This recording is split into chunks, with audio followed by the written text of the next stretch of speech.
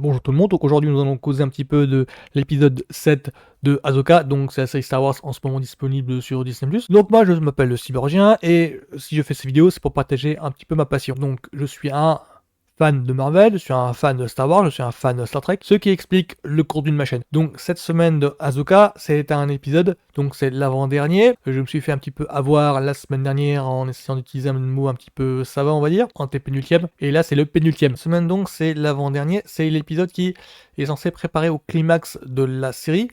C'est l'épisode où on voit toutes les intrigues introduites, posées depuis le début, enfin se rejoindre, enfin s'entrelacer. On voit l'intrigue de Ahsoka, on voit l'intrigue de Hera et l'intrigue de Sabine revenir sur le devant de la scène de façon organique, on va dire. Oui, parce que là, il n'y a personne qui est oublié. Et à ce sujet, il y a, je dirais, deux scènes qui m'ont le plus marqué, alors sans faire de spoiler, ou alors un spoiler sur le contexte. Alors, il y a une scène d'action qui m'a particulièrement marqué.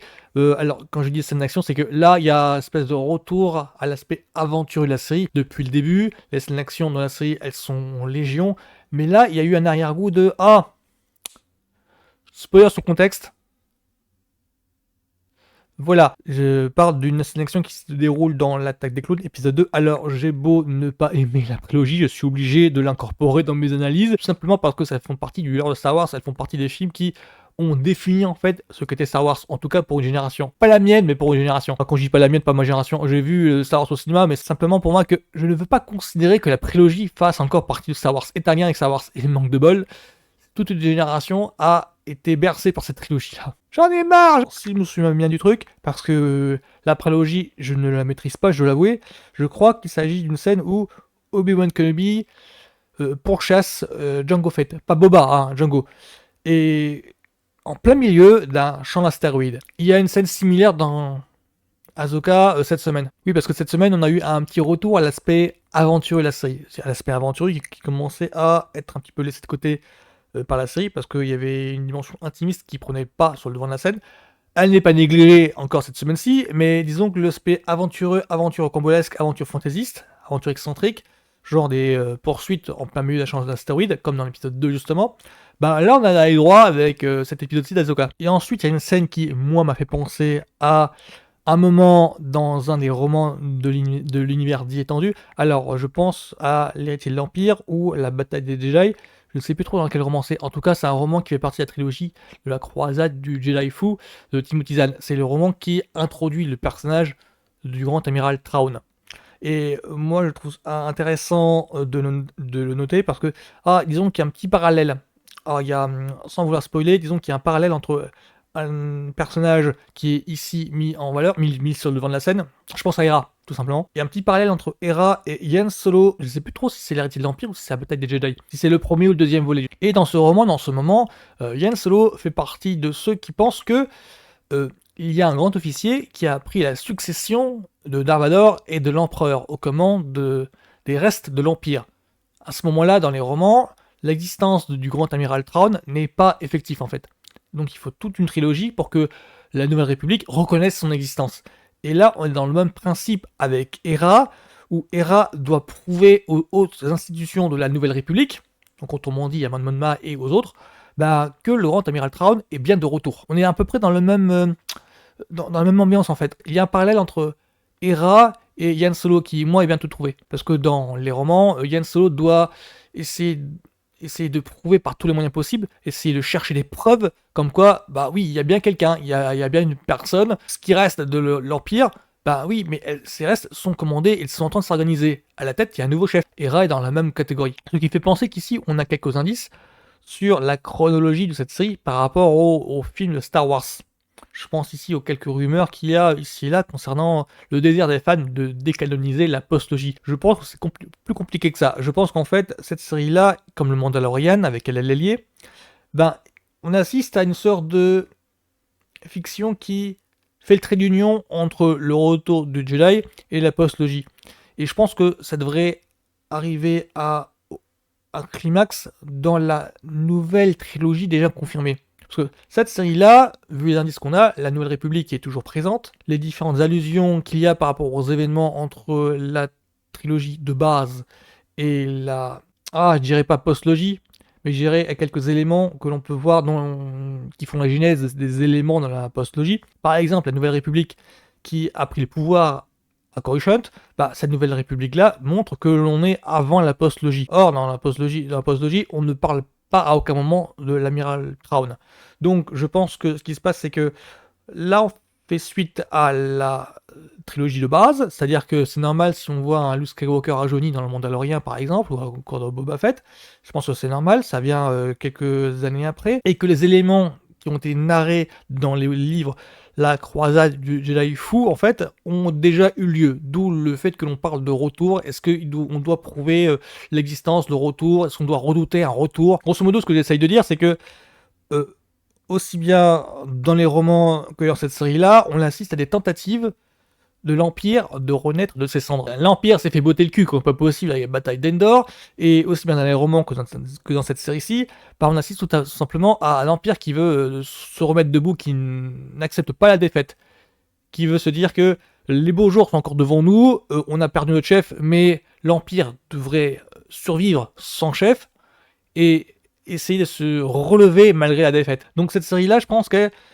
va faire le trait d'union entre le retour du Jedi et la postlogie, entre le réveil de la Force. On est à la deuxième tentative en fait. La première a eu lieu dans la trilogie de la croisade du Jedi Fou, la trilogie de Timothy Zahn, c'est la première tentative. Là, on est à la seconde. Alors, je n'ai toujours pas vu Star Wars Rebels, je ne sais absolument pas ce qui s'est passé, donc je ne sais pas si ce qui se passe dans la trilogie de Timothy Zahn est cohérente ou pas avec Rebels, ou est cohérente avec cette série-là. Parce que je pense que cette série-là est plus en lien avec Clone Wars, dont j'ai déjà parlé la semaine dernière, et avec Star Wars Rebels, qu'avec les romans. Il faut que je vois Star Wars Rebels pour voir s'il y a vraiment une concordance ou pas. Mais vu comment les fans nous bassinent avec la cohérence qu'il y avait durant l'ère Lucas, et Clone Wars a été fait durant l'ère Lucas, les bouquins ont été faits durant l'ère Lucas, je pense qu'il y a une sorte de cohérence qui perdure par la présence de Dave Filoni. Dave Filoni, c'est le showrunner de Ahsoka. Donc je pense qu'il n'y a pas de souci à se faire, c'est encore cohérent. Simplement que Lucas a tellement géré de manière, je dirais, anarchique, dans le sens où il supervisait pas réellement le truc, il faisait que valider n'importe quel truc qui sortait de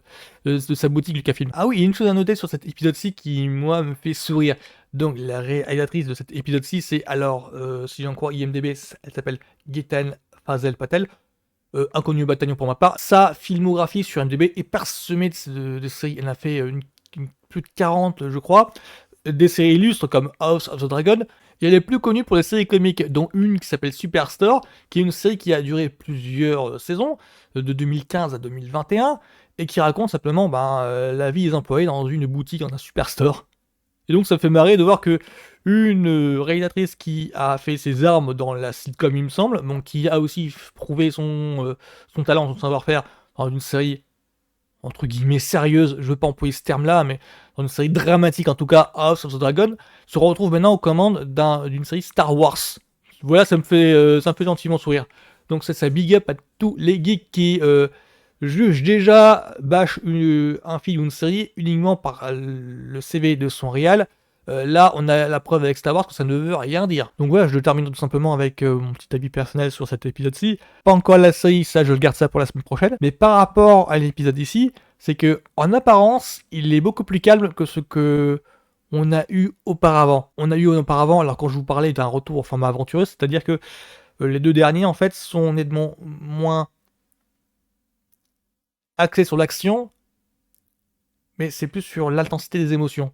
Je pense par exemple à pas celui la semaine dernière, mais celui avant consacré à Ahsoka. C'était très intense. Hein. Je veux dire, ça a réveillé en moi quelques souvenirs. La vache, je pensais pas que Star Wars ça pouvait être aussi bien. Je crois que l'épisode a été réalisé par Dave Filoni, il me semble. Et l'épisode d'avant, donc l'antépénultième, hein, c'était aussi très émotionnel dans le sens où l'équipe actuelle, showrunnée par Dave Filoni, a réussi à prouver que il pouvait être très puissant avec les standards actuels. Là, Ahsoka, dans les quelques épisodes qu'on a eu, c'est aux normes des séries actuelles. Il n'y a pas de filtre disant oui, mais il faut être fan de Star Wars pour apprécier le truc. Non, il n'y a même pas ça. C'est-à-dire que quelqu'un actuel qui n'a jamais vu Star Wars, oui, il va peut-être rater des éléments ici ou là. La familiarité des personnages n'est pas là. Si on est novice en Star Wars, là je suis la preuve vivante. Les personnages ici, Hera et Sabine, par exemple, moi me sont totalement connus. Je n'ai pas vu Star Wars Rebels qui est destiné aux fans de Star Wars, mais j'accroche aux personnages quand même parce que les interprètes réussissent à les rendre attachants. Cette série Ahsoka réussit à rendre attachants des personnages qui ne sont pas familiers. Pour le moment en tout cas. Ça me donne envie de regarder Star Wars Rebels, ça me donne envie de finir Clone Wars. Donc l'épisode 6 en fait réussit à mêler plusieurs dimensions du lore de Star Wars. On a du format aventureux, on a aussi du format... Est-ce que je spoil pas en disant que ça fait un petit peu judiciaire? Enfin bref, l'aspect solennel, je dirais. Parce que je dis The Spoil, mais dans la prélogie, on a eu plusieurs scènes de limite procès, ou en tout cas politique. Et cet épisode-ci, on voit un petit retour à cet aspect-là. Oui, il y a quelques échanges en fait entre les personnages, entre Hera et d'autres personnages dont je ne spoilerai pas la présence, qui faisaient un petit retour en arrière, une petite rétrospective, un petit flashback. Ah oui, c'est vrai, dans la prélogie, il y avait pas mal de ce genre de dialogue en fait. C'est pour vous dire qu'il y a eu un petit maelstrom d'influence et de références de cet épisode-ci.